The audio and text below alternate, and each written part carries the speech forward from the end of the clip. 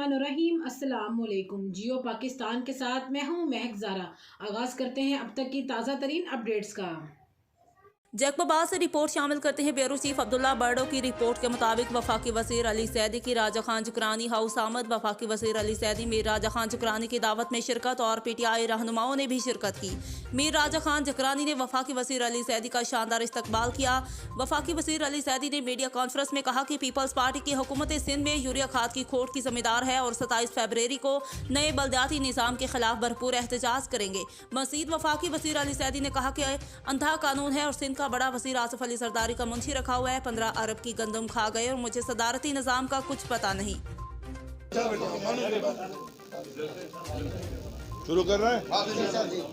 अच्छा जी, बिस्मिल्लाहिर्रहमानिर्रहीम।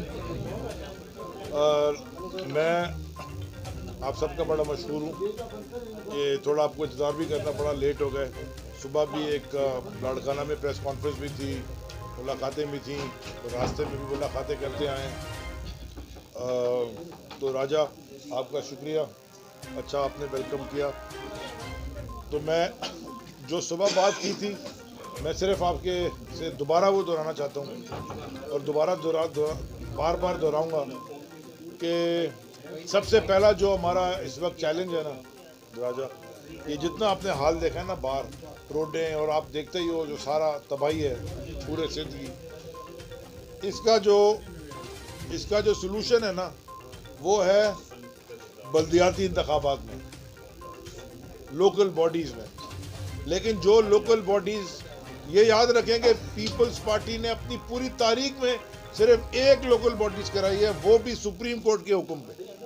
ये बातें करते हैं जमहूरियत की, लेकिन इनसे बड़ा आमिर कोई नहीं है। ये बहुत बड़े डिक्टेटर, बल्कि गॉडफादर है माफिया आसिफ जरदारी तो, और अपने मुंशी को उसने सीएम बनाया हुआ है।